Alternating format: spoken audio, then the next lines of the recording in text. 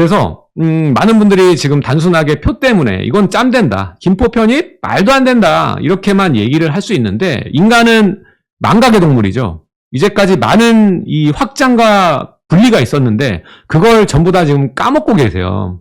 예, 그래서 이게 편입이 그냥 말도 안 되는 게 아니라 어쩌면 가능성이 있다라는 것을 우리가 알아야 돼요. 그래서 서울시가 어떻게 확장을 해왔고 어떻게 분구가 됐는지, 7개 구에서 25개 구로 늘어났는지 우리가 좀 살펴보면 재밌을 것 같아요. 그래서 경성부부터 지금의 서울까지 한번 살펴볼게요. 자, 이게 뭐 단순하게 봤을 때 확장의 마지막이 63년이에요. 1963년까지가 서울이 커지는 게 마지막 연도라고 보시면 돼요. 자, 경술국책으로 해서 우리가 1910년 일제에 의해서 이제 강점기를 갖게 되고, 1914년에 서울의 전신인 경성부가 만들어지는데, 우리가 성저심리에서 일본이 이 대폭 축소를 해요. 우리 수도를 대폭 축소를 해서 요만한 사이즈로 만들어 버려요. 요만한 사이즈로. 예, 요만한 사이즈로 만들고, 이 사이에 22년이 흐르는 동안 또 여기도 여러 가지 식민 개발을 하죠. 그러면서 발전이 되고 철도도 생기고 이렇게 되다 보니까 커지게 됩니다. 그래서 인구가 늘어나고 하다 보니까 서울을 이대로 축소한 대로 놔둘 수가 없기 때문에 1936년 돼서 이 고양군 일부를 또 시흥군 일부를 편입을 해요. 그러면서 이 정도 사이즈로 확대를 시킵니다. 이 정도 사이즈로 확대를 시켜요. 1936년에. 그리고 광복이 있었죠. 45년 광복을 하고 1949년에 옛 성저심리를 회복합니다. 그래서 고양군과 시흥군 북면을 확장을 하죠. 그래서 이러한 형태로 더 크기를 확장을 합니다. 1949년에. 자, 그래서 이 지도를 보면은 이렇게 보시면 편해요. 옛날에는 여기가 경성이었고 지금 고양군이 이런 모양이에요. 고양군이 이렇게 돼서 지금 잠실도 고양군에 속했죠. 이렇게 지금 펼쳐져 있어요. 그리고 우리의 그 부천군이 이렇게 돼 있고요. 또 김포도 이렇게 컸어요. 시흥도 이렇게 돼서 뭐 서초 같은 경우에도 시흥에 속했죠. 그리고 광주가 또 강남, 또 강동 바닥을 가지고 있었는데 이게 확장이 된 거예요. 그리고 여기도 보시면 예전에 그 잠실 땅 메웠잖아요. 메우면서 한강이 오로한 형태로 가고 이게 탄천으로 가고 이런 식으로 했던 역사들이 있습니다. 이 역사들이 있어요. 다 보면은 여기는 뭐 다 몰랐죠. 여러분들이 편입과 도시의 확장, 이게 그냥 관심을 버리기에는 이 확장과 편입에 따라서 돈이 왔다 갔다 했단 말이죠. 그래서 이게 31년의 지도거든요. 31년에 이러한 지도에서 돈이 됐던 땅이 이쪽에 이제 몰려 있잖아요. 용산 일대, 용산 이제 경성부에 있는 이 땅인데, 어쨌든 우리가 가볍게 볼 게 아니라 지금 계속적으로 확장을 해오고 분화되었다는 것을 아시고 계셔야 됩니다. 마지막 확장이 63년에 보셨던 이 시흥군 그리고 광주군이 이제 성동구에 들어가게 편입시켰고, 김포군하고 부천군이 영등포구에 들어갔고요. 양주군하고 고양군, 이게 이제 동대문구와 서대문구에 편입이 되면서 60년 전 이게 마지막 서울의 확장, 그래서 우리가 지금 가지고 있는 이 서울의 모양을 만들었다라는 거예요. 그래서 확장은 1963년까지가 마지막 확장이다, 이렇게 보시면 되고, 여기서 인구가 폭발적으로 증가하니까 지역구를 분구를 해요. 서울은 원래 7개 구에서 시작을 해서 25개 구로 나뉘게 됐습니다. 자, 보면 이렇게 이제 지역구들이 나뉘고 확장이 된 거죠. 자, 그리고 이제 44년 이때 이제 서대문구의 일부 지역, 용산구의 일부 지역이 분구가 되면서 마포구가 만들어집니다. 그래서 마포구가 44년에 이제 만들어졌고요. 1949년 원래 동대문구에서 성북구가 탄생합니다. 그러면서 동대문구, 성북구가 이렇게 나뉘게 돼요. 나뉘게 되고, 그리고 73년 지금 방송 보시는 분 중에는 이때는 다 기억을 하고 계시는 분들이 많을 거예요. 성북구가 분구가 돼서 도봉구를 만들어내죠. 도봉구와 성북구가 나뉘게 되고요. 또 영등포구가 분구되면서 영등포구의 관악구를 분구를 시킵니다.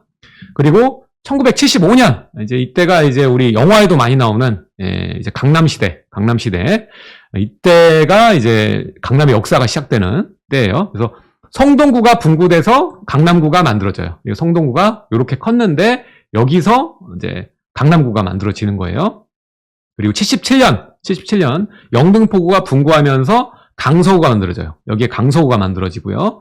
또 79년 강남구가 또 분구되면서 강동구가 만들어지죠. 이렇게 되고 서대문구가 또 분구되면서 은평구가 만들어져요. 이렇게 시대가 가면서 분구가 계속 됐어요. 나뉘었단 말입니다. 이게 말도 안 돼, 짬될 건데 말도 안 된다, 이건 이렇게 생각하는 것들이 실제로 다 이루어졌어요. 그때 당시에는 다 말도 안 된다 생각했던 것들도 있습니다. 자, 그리고 이제 25개구의 형태를 맞춰가는데, 또 1980년, 이제부터는 뭐 얼마 전이죠. 영등포구 분구되면서 구로구가 만들어지고요. 또 관악구가 분구되면서 동작구가 됩니다. 그래서 이렇게 관악구, 동작구 이렇게 나뉘게 되고요. 88년에는 강남구가 분구되면서 서초구가 만들어져요. 그래서 이렇게 해서 분화되죠. 만들어지고요. 또 도봉구가 분구되면서, 도봉구가 이제 나뉘어요. 세 개구로 만들어져요. 그래서 여기 보면은 강북구, 도봉구, 노원구로 세 개구로 도봉구가 나뉘어졌다 보시면 되고요. 또 동북구는 분구되면서 중랑구를 만들어냅니다. 그리고 강동구가 송파구를 만들어내요. 자, 보면 우리 강남 3구 하는데 사실 태생은 강동구가 형이에요. 강동구가 형, 집값은 형이 아닌데 형이고 동생이 송파예요. 형이 송파구를 떼줬습니다. 자, 그리고 강서구도 이제 분구되면서 이 양천구를 만들어내고요. 또 구로구가 분구되면서, 구로구 일대가 분구되면서 금천구를 만들어냅니다. 그래서 마지막 95년에 성동구가 분구되면서 광진구를 나뉘게 되면서 이렇게 분구의 역사는 이때가 이제 또 마지막이라고 볼 수가 있어요. 자, 이것을 보시면 이제 뭐 아시겠지만은 여러 지역구들이 여러 우여곡절을 겪으면서 분구가 되었고, 분구되면서 가격과 서열이 바뀐 걸 볼 수가 있어요. 아예 원래 있었던 구보다 더 비싸진 구가 탄생한 거죠. 그러한 서열이 뒤바뀐 현상은 과거부터 현재까지 계속 있어 왔다. 그래서 우리가 주목할 건 뭐냐면, 앞으로 편입이 됐을 경우에 서울의 입지를 뛰어넘을 수 있는 자리들, 이런 것도 우리가 관심 있게 봐야 되는 거예요. 자체적으로 서울이 되면서 또 개발이 중심지가 되고 교통이 발전하면서 기존의 서울보다 좋아질 이 편입지가 분명히 있다라는 거죠. 그래서 이렇게 분구와 확장의 역사를 보면서 우리가 서열이 뒤바뀌는 여러 케이스들을 암묵적으로 볼 수가 있습니다. 자, 그래서 지금 이런 걸 보면은 충분히 진행 가능성은 있다라는 걸 볼 수 있어요. 그리고 이번에 이런 편입론은 야당이라고 해서 무조건 반대하지 못합니다. 왜냐하면은 같이 표를 걸고 있기 때문에 오히려 야당이 유리하게 흘러가기 위해서는 함께 편입론을 같이 얘기하면서 우리 당이 된다라면 이런 식으로 발전할 거야. 서울시와 이렇게 공모를 할 거다. 뭐 이렇게 의견을 조율하는 것이 좋지, 그냥 편입은 말도 안 되는 거다라고는 반박하진 않을 겁니다. 그래서 같이 가는 형태로 갈 거기 때문에, 예전에 사례도 있어요. 예전에도 행정수도 이제 세종이 이제 이전할 때도 얘기가 많았는데 결국에는 이걸 반대하지 못했거든요. 그래서 결국에는 된 겁니다. 그때 당시에도 세종 얘기 나왔을 때는 뭐야, 이거 말도 안 되는 소리 하고 있어 라고 했는데, 결국에는 여의도에 국회가 이전하는 걸 준비하고 있는 이런 시대까지 와버렸기 때문에 무조건적으로 김포 편입론이 말도 안 되고 짬이 된다라고 생각하지는 않으셨으면 좋겠어요. 김포만 보지 않고 다른 지역구의 편입론, 다른 지역, 시의 편입에 대한 가능성과 미래 가치를 판단해야지, 그냥 무조건적으로 잘라서 앞을 보지 않는 것은 본인의 자산 성장에 큰 도움이 되지 않습니다. 그리고 다음 보면은 총선뿐만 아니라, 이거는 아까도 말씀드렸지만 이건 표 때문에 하는 건 아니에요. 유례 표 때문에 하는 게 아니라 다른 노림수까지 있습니다. 그래서 총선뿐만 아니라 이런 공급 활성화까지 우리가 함께 기대해 볼 수 있는 편입론이라는 걸 아셔야 돼요. 자, 지금 이렇게 경제 규모나 뭐 이런 걸 봤을 때 지금 서울 같은 경우에 이제 신규 물량을 뽑아내기에는 땅이 없습니다. 자본은 있는데 땅이 없는 상태거든요. 재개발 재건축밖에 못하죠. 근데 지금 이전 문재인 정부에서 이미 3기 신도시 카드를 했고 공급량을 만들었단 말이에요. 수치를. 그렇기 때문에 윤석열 정부에서 수치를 만들기 위해서는 남은 짜투리의 택지들, 그리고 또 1기 신도시의 재건축을 활용해서 이 공급량을 짜맞춰야 된단 말이에요. 그렇게 해서 이제 공급을 올리겠다라는 것을 계속 포커싱해서 이어가야 되는 건데, 지금 김포 편입론이 당장에 튀어나온 거는 표뿐만 아니라 이런 공급 활성화에도 도움을 줄 수 있는 곳이기 때문에 그래요. 이게 여러분들 기억할지 모르겠지만은 지난 그 윤석열 정부가 들어온 이후에 얼마 되지 않아서 김포 2한강 도시의 그 공급 대책을 발표를 했단 말이에요. 그것도 여기랑 연관이 되는 거예요. 이것도 연관이 돼 있어. 그래서 김포 편입이 그냥 나온 게 아니라 윤석열 정부에서 공급량 맞추는 공급 활성화 정책에 같이 맞물려서 트랙이 이동하고 있는 중이라는 거예요. 그래서 김포 2한강 신도시와 밀접한 관계가 있는 노림수 정책이다라는 거죠. 자, 보면 이 김포 한강 2 콤팩트 시티 사업 대상지 나옵니다. 그래서 여기에 있는 장기, 마산, 구례 쪽하고 우리가 이제 알고 있는 고천부터 해서 이제 나오고 있는 거예요. 그래서 1, 2 이렇게 발전을 시키고 있는 건데, 이 콤팩트 시티를 만들게 되면은 부지가 731만 제곱미터, 굉장히 큰 부지고, 여기에 4만 6천 호를 공급할 수 있는 부지의 면적이에요. 게다가 김포는 여기 쪽에 이제 연결을 하죠. 이렇게 연결을 해가지고 이쪽 2번 라인 쪽으로 해서 또 연결을 할 거기 때문에 여기가 장기 지구거든요. 장기 지구에 GTX 연결, 또 5호선 연결, 이런 거를 지금 염두에 두고 있단 말이에요. 그래서 이러한 것들을 활용해서 여기에 있는 거대한 주택들을 활성화하기 위한, 공급량을 활성화하기 위해서 노력을 할 거다. 수량을 맞출 거다. 그리고 이 수량만 만들면 뭐예요? 이 수량에 따라서 누군가 이 택지를 사야겠죠. 택지를 사서 지어야 될 거 아닙니까? 그럼 이 건설사 시행사들한테 이 땅을 매도를 해야 돼요. 매입하게끔 해야 돼. 그러면 광고가 있어야 될 거 아닙니까? 이 땅을 매입해서 주택을 짓게 하기 위해서. 꿀을 만들어줘야 될 거 아닙니까? 그래서 그 꿀이 어떻게 보면은 김포 편입론을 만들어낸 하나의 전략이었다라고 보시면 됩니다. 그리고 이게 김포를 편입하게 되면 김포 포구가 있어요. 또 포구까지 연계하다 보면 서울시가 강과 바다를 갖게 되는 거예요.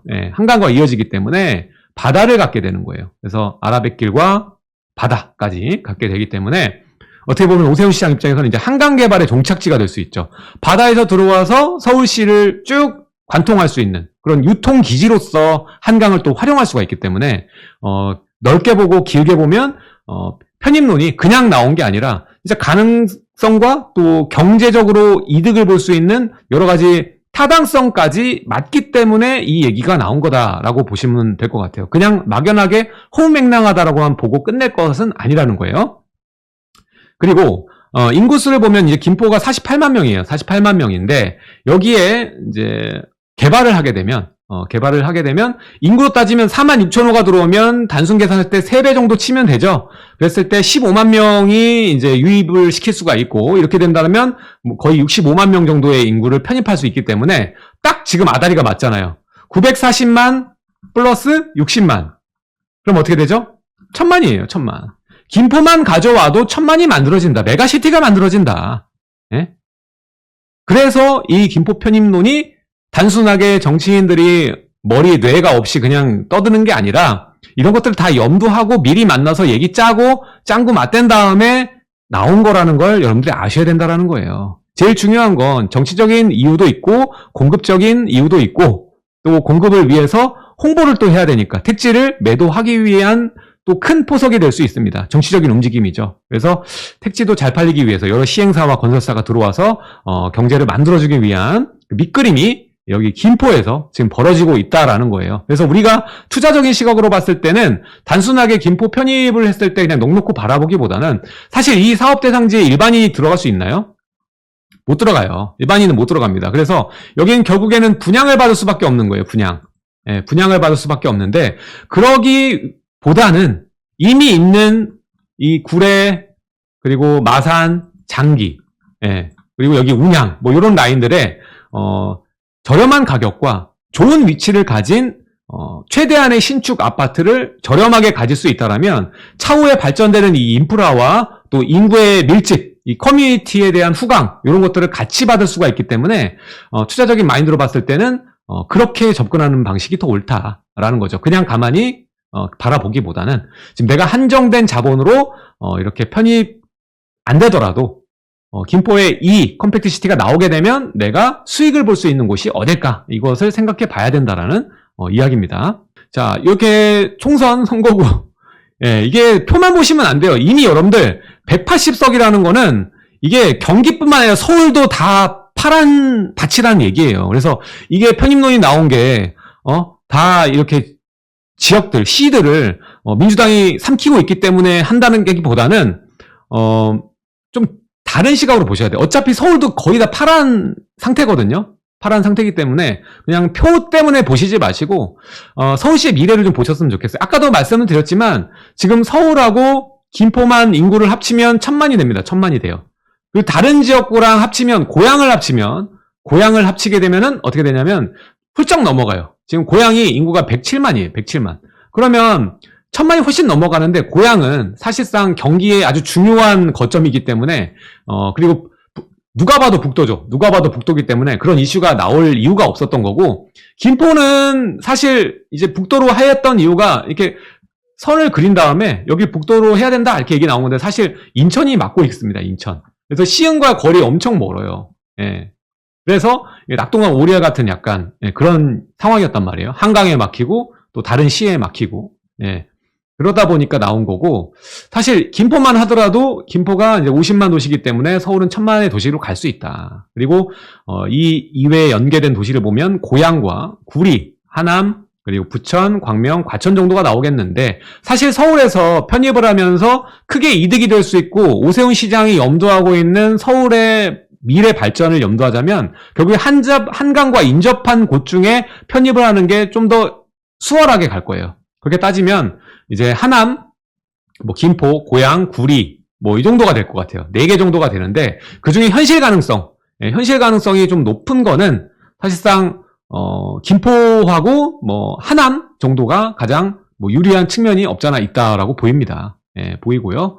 지금 인구를 보면 기가 막히게 이제 메가시티 글로벌 도시로 만들기 위해서 편입이 중요해지는 걸 보면은 어떤 게 있냐면 자 고양이 107만이에요. 면적이 이렇게 나오고요. 그리고 김포가 48만. 예, 이건 킬로미터 제곱입니다. 이렇게 되고 276. 부천이 78만. 53. 부천이 진짜 땅 대비 인구는 진짜 많은 거예요. 예, 면적 대비 인구가 많은 거지. 광명 28만. 예, 38. 그리고 과천이 8만. 35. 그리고 구리가 18만.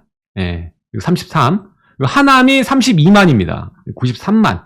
예, 이거를 여러분들 합하면은 어떻게 되냐면 인구가 편입할 도시들이 지금 말씀한 서울과 붙어있는 지금 말씀드린 인접한 구간이 319만이라는 인구를 가지고 있어요. 예, 그리고 땅을 보면은 796. 예, 그리고 서울은 940만에 605입니다. 605. 그래서 이걸 합하면 어떻게 되냐면 1259만의 인구에 1401의 면적을 가지게 돼요. 예, 그랬을 때 일본과 비교를 하잖아요. 일본이 도쿄도가 1300만입니다. 1300만.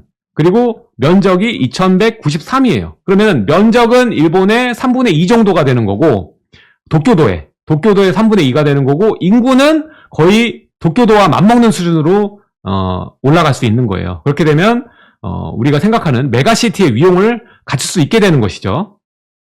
사실 그런데 이렇게까지 말씀 나온 데가 다 합쳐질 가능성은 거의 없다고 봐야 되죠. 없다고 봐야 되고 사실 이번에 우리가 봐야 되는 거는 이게 편입되냐 아니냐가 중요한 게 아니에요. 편입되냐 아니냐가 중요한 게 아니라 이번에 편입을 하려고 했던 편입론이 왜 나왔고 그 노림수는 뭐였냐를 봐야 되는데 편입과는 상관없이 지금 아까도 말씀드렸지만 김포에 한강 2신도시를 조성할 계획이고 만들어질 거기 때문에 거기에 대해서 우리가 후광 효과를 받을 수 있는 연결 교통 노선과 그리고 가격 대비 저렴한 나중에 그 큰 콤팩트 시티가 나오게 됐을 때 우린 옆에서 그 효과를 누릴 수 있는 작은 투자금과 가격으로 갈 수 있는 투자처들은 어딘가 요거를 확인하는 것이 중요하다고 볼 수가 있겠습니다.